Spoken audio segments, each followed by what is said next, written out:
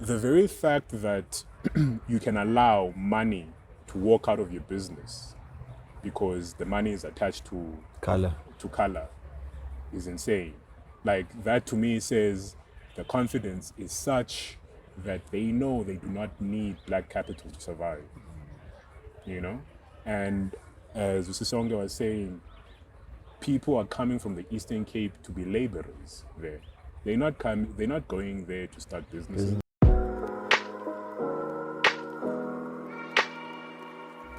You've just stepped into An Empty Street, a podcast where we casually engage in difficult conversations about relationships, wealth, and health. We are just three curious gentlemen who ask questions almost about everything, and our aim is to find answers from others and within ourselves. We sit down every week to explore unaltered conversations. So let's walk the talk together, and welcome to the Empty Street Podcast.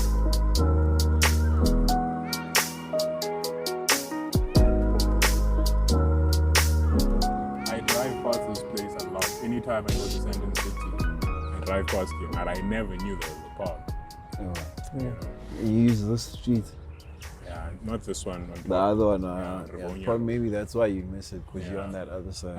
I drove past in the morning, and like, where are these niggas saying I must meet? Because I'm just seeing a park. And I'm like, oh, we're meeting at the park. Okay, cool. And I very leopard. Huh? No. for them to have like a restaurant in it. Like Le Crotman, you can see that nigga is comfortable, you know?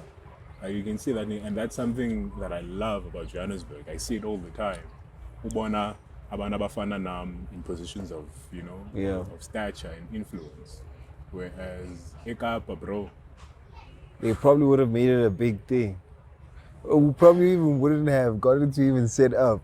Like, nah, it's a place of business. The opportunity of black people actually like making it that far. For instance, Manje, when I was coming, Ngoni Maserati, and it's a black person. I'm like, yeah. The thing with Cape Town that people do not understand if you have not lived there is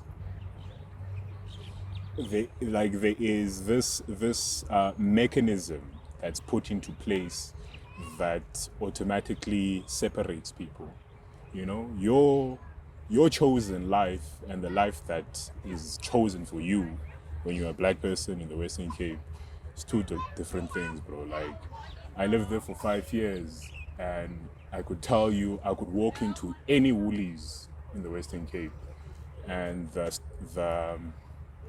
stock handlers will be black people, and amakashers will be colored ladies.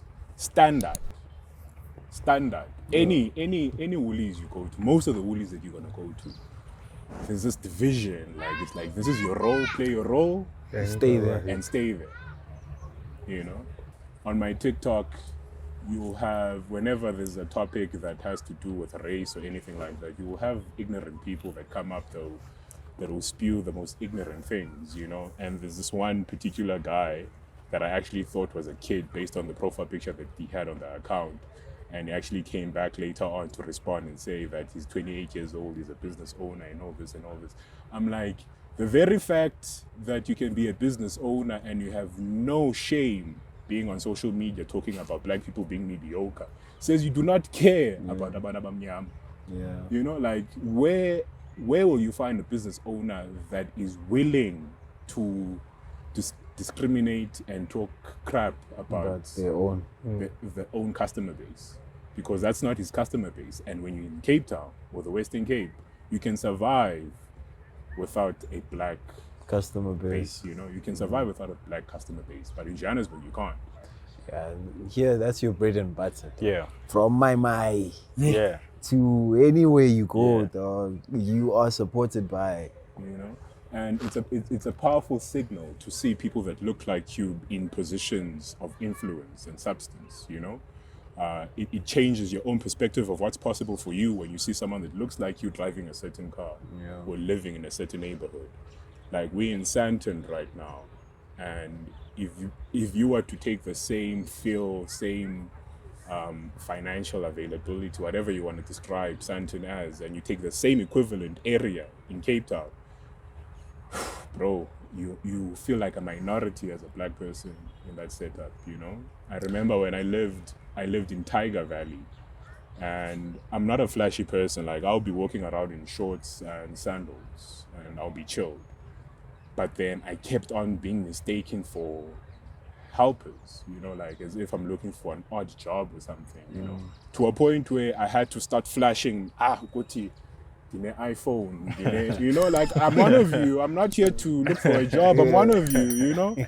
Yo, bro, like that place, it is, it's a very hard place to live in if you notice things. If you don't notice things, it's fine. You can go about your day. You can go about your day, bro. But if you notice things, if you notice how people speak to you differently as opposed to another person, if you notice the small micro, you know, aggressions, Subliminal, you know, that you get. 3, 2, 1. So I say 1. Yeah. Oh, okay. Yeah. So let's go. In 3, 2. 1. We're rolling. Welcome to the Empty Street podcast. Yeah, we're live. Another Tuesday, another day. We back. And as you guys might know, we're not like walking alone. We come bearing gifts, and we'll let the gift unwrap itself. I have to unwrap myself. Goodness. No pun intended. No, man. Thank you guys for having me here. For those of you that do not know me, Itumeleng Igama. I am originally from the Eastern Cape. Originally from Nceba. People usually are weirded out or have a look on their face that seems like they're confused when they meet Itumeleng from Nceba. But my dad is Tswana, my mom is Xhosa, so I grew up with a mixture of both, you know. Unfortunately, I look colored. Yeah. Well, not unfortunately, but it's confused people my entire life. I'm not colored. There is some mixture in my family, but yeah, I'm completely black. Yeah. And are you multilingual? Can you speak both? Or My Tswana is very limited. I can understand. I mean, my girlfriend is Tswana, but predominantly I speak English. Like, I think I even dream in English. So I do not expect to say anytime soon because twice I get subtitles. So yeah, man. Jabulela for having me here, guys. yeah, thanks for joining us. Cool. Man. Thanks for joining us, man. Been looking forward to this. Yeah. So what do you want to talk about first? Dude, I think we already like kind of started the conversation off cam, you know. Yeah. You guys are probably 30 or so minutes late into the conversation. But we can continue from where we left off, I think. What were we talking about again? I think it was the whole fusion of money or something. Oh yeah, the fusion of money in Johannesburg. Yeah, man. It's an interesting thing to see. You know, like as I said, I spent 5 years in Cape Town, and the makeup of the Western Cape is very different to here. You know, because as I think still very black and colored people are still the majority. I think they make up about 60 or 70% of the population. But Black and colored. Black and colored, yeah. I think. And in terms of contributions to the economy, the Cape Town economy? You know, man, like the history of black and colored people in the Western Cape is very long, and some might say very controversial, because for a long time during the apartheid regime, black people were considered immigrants in their own country in the Western Cape.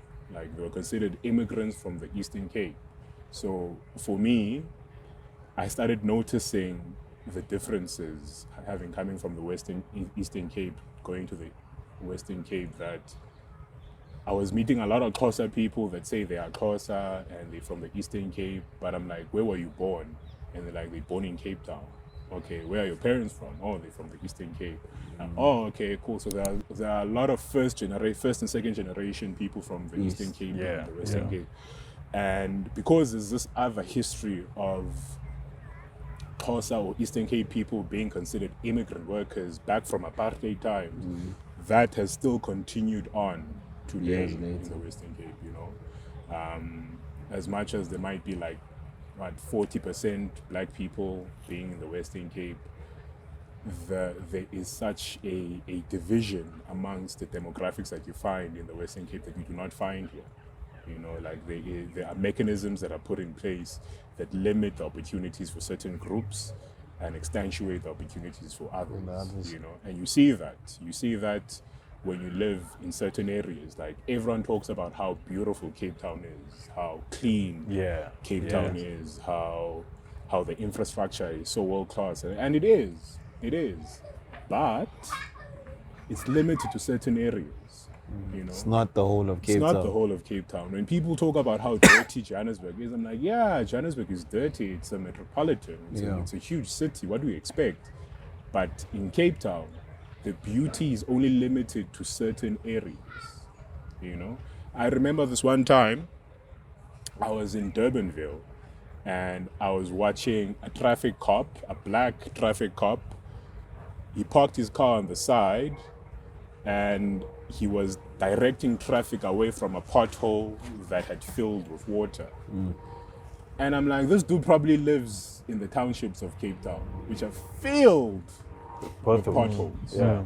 But he's at work, and it's imperative for him to park his car, his work car, his traffic car that he And parked direct on the side to direct traffic for a pothole, you know? And I'm like, there is that conditioning there, Ukuti. Certain spaces are sacred in Cape Town. And I mean, if you take that same scenario situation to like a normal place or a normal location or township, no one gives a damn, bro. No one's directing traffic over pothole there. If anything, what I've noticed is that there's I don't know what they call them in Cape Town, but there's like a Munyao pace this side, right? Yeah. And what they do is they just trying to get a hustle on, right? So they'll come with their shovel, concrete or sand or whatever it is, and then throw it in to fill up the pothole, right? And then stand along the side of the road with a cup just to, you know. Yeah. So that's what happens this side. Yeah, But even when I've noticed this other time, I think it was in Main Lane, no electricity, so the robots were off. So those guys Hey, they jump went into in. the road They and jump in. directed in traffic. Hey, and I've it been seeing flowed that, seamlessly. I'm like, you don't see I've that been back. seeing Where are the that. people Like, who I'm get like, yo, I was so weirded out. I'm like, what's happening here? You're expecting You an know- official to stand in and like Bro. direct and they know their thing. traffic. They do But I it. have a respect, Abon. Yeah. I have a respect. It's two-sided. There are those like drivers that respect and appreciate their efforts, and then there's those like, "Ash, these people are making the situation worse." But if How, you bro? look at it, dude, they actually making it better, though. Because I They're making remember it because better. omunye bamsha ngelo beside Side mirror. Yeah. I Yes. mean, that's why I say Deliberate. there's two sides. Yeah.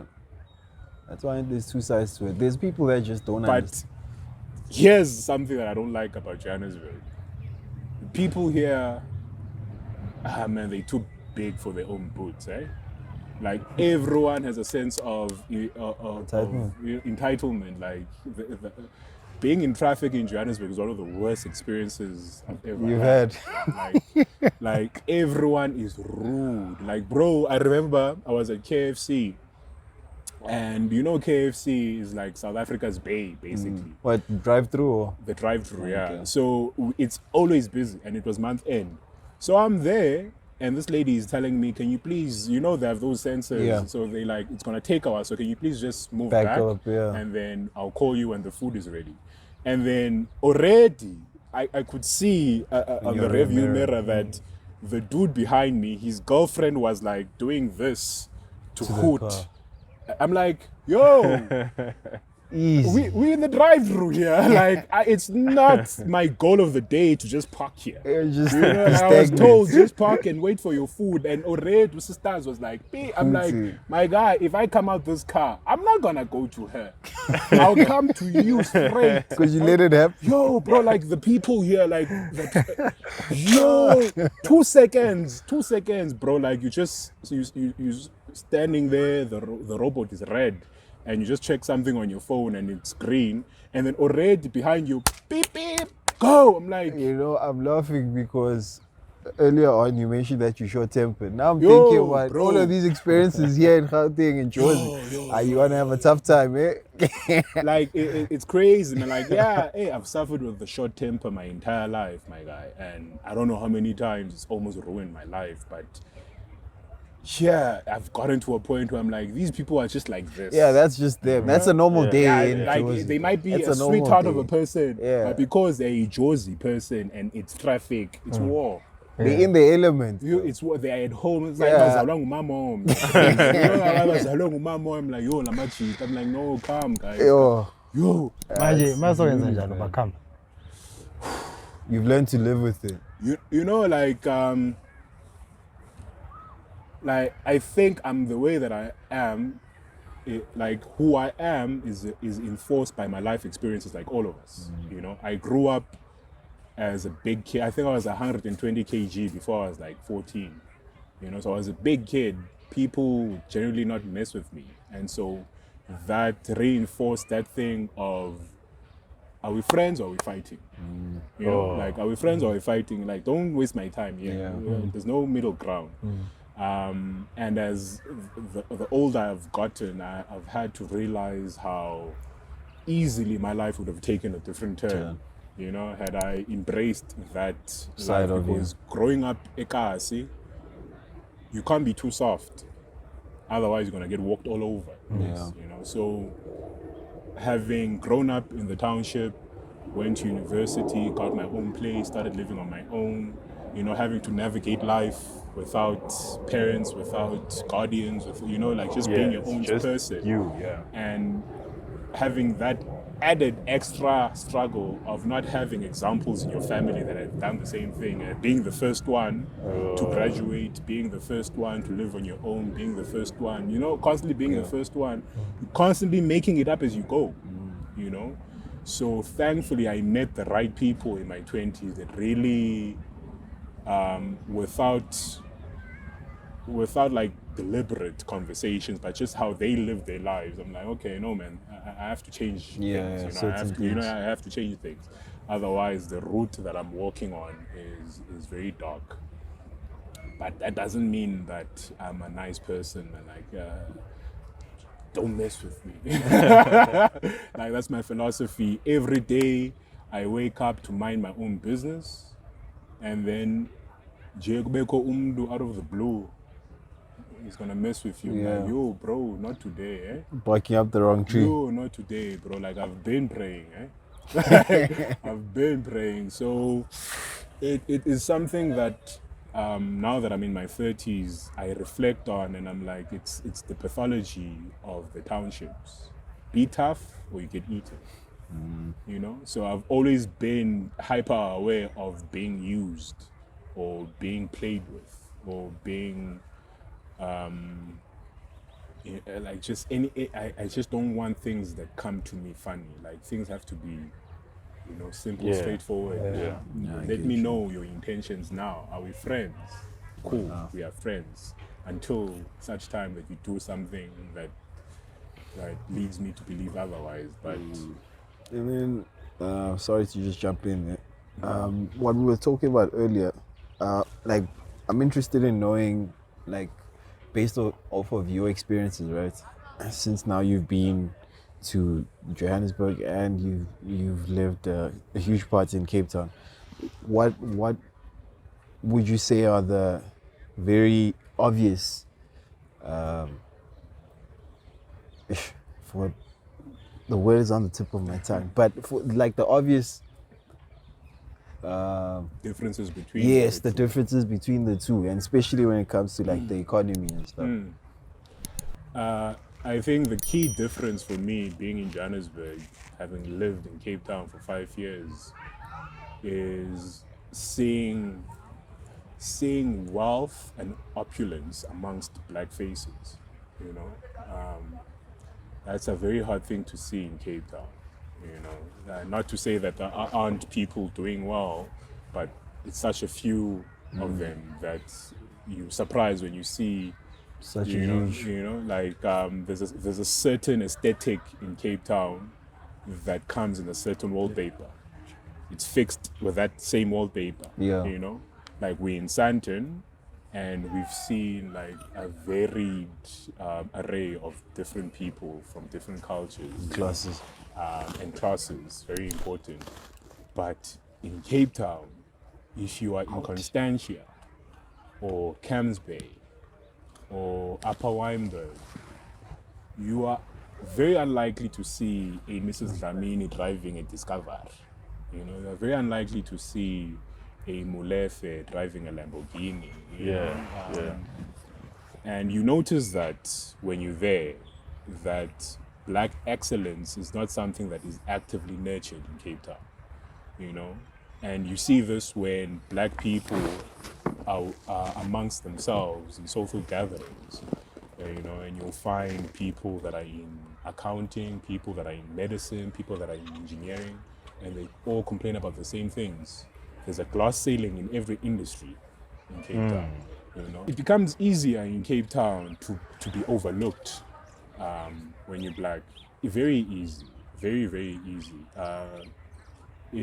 You notice how in very nice places, as a black person, you're the minority. The people that look like you are serving others. And that's the one. You know, but if you are black and you are well-to-do, you have a great job or a good business and whatnot and all that, most places that you're gonna be enjoying yourself or frequenting, you're gonna be a minority there, and there is no way that is by chance. You know, I mean, what could be the main problem?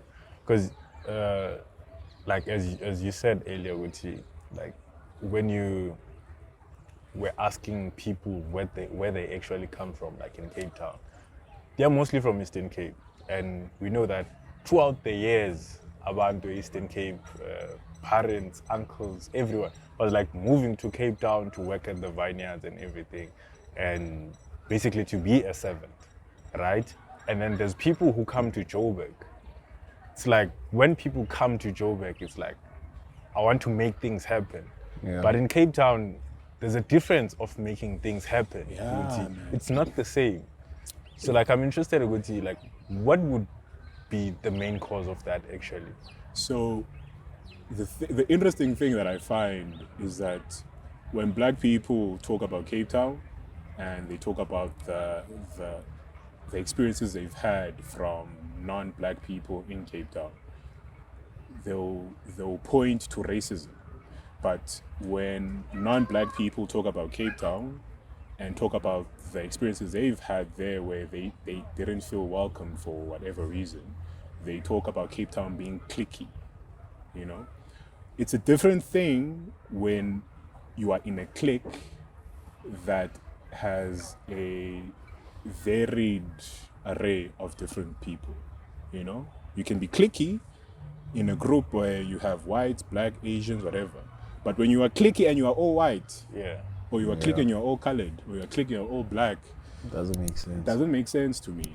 So there is a comfortability in the Western Cape where things have to be done by certain things have to be kept within a certain group, and there is no So way they- that you will be infringed upon. You So know, you reckon it's like gatekeeping in a sense?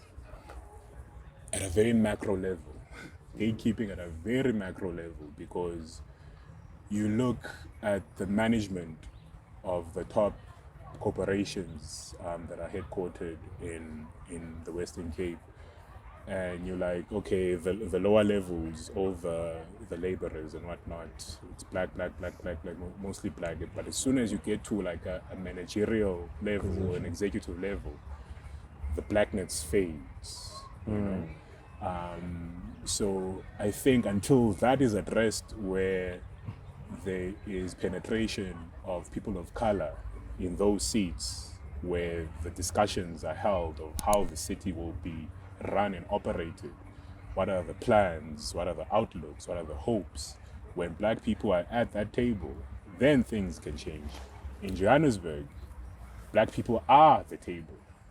You know, you cannot do anything in Johannesburg without black capital. Without including them. You know, like you cannot do anything at the micro level, at the macro level, you can't do anything. Like your business is just not gonna cope if you don't have black capital behind you.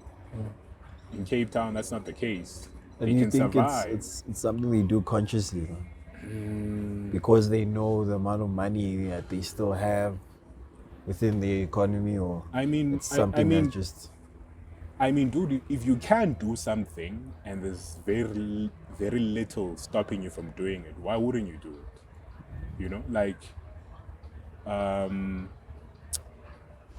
can I put this?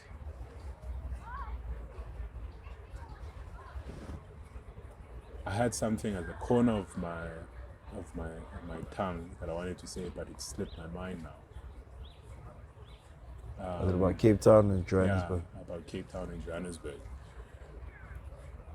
The very fact that you can allow money to walk out of your business because the money is attached to Color.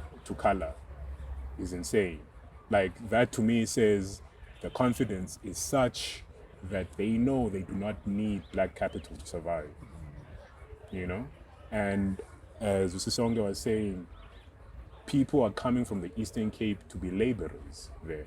They're not going there to start businesses. They're not going there to do something of their own. They're going there to partake in what's already there.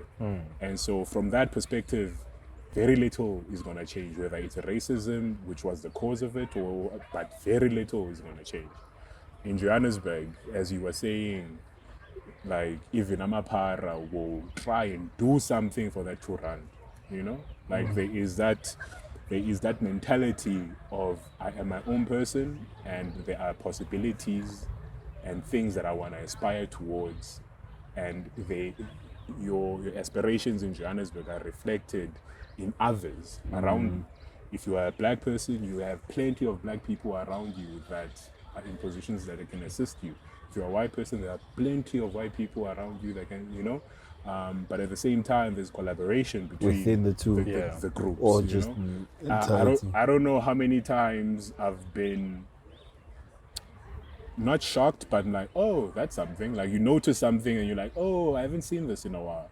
Where you see people sitting at Starbucks and it's a mixture of different people from different backgrounds. You see that a lot in Johannesburg.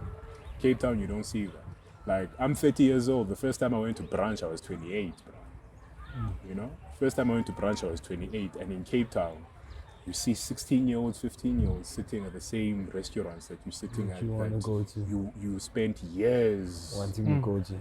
get to that point where you can even do that, you know? But in Cape Town, the finances are so concentrated in one group that their experiences are so much different to the experiences of the majority that are there, you know? And coming to Johannesburg, I can go to any coffee shop anywhere here and just see a varied array of the same thing, and it doesn't come in the same format or same packaging. You know, just seeing people living their best lives best as they want to. Yeah. You know, it's not dictated by any ideology. It's not dictated by any specific doctrine. It's just people living their lives, and you do not find that in the Western Cape. So even sometimes you don't find maybe black councillors, You don't find? maybe around cars. I'm sure they are. The interesting thing for me is the condition of the townships in the Western Cape and the condition of the suburbs is so different. Okay. You know, like, it's so I'm sure there are black councillors from those communities, and my question is, why is the road in their community so messed up and the road in the suburbs is not? Like, where's the disconnect there? What's happening? Is it a matter of the individual who's in charge not doing what they're supposed to do? Or are there mechanisms that's blocking that person from doing the things they need to do for their community? Sure. I think. I mean, it's the same municipality, right? Yeah. Hey, bro. Because what I wanted to say was, so in cases like these, it obviously boils down to what you just said, the municipality of that area, right? Because there's tenders that get issued out, you know, and these tenders obviously get acquired by the U's and I's, you know, and mostly it's people of color that go for these, you know, Botaki, they go for these tenders, dog.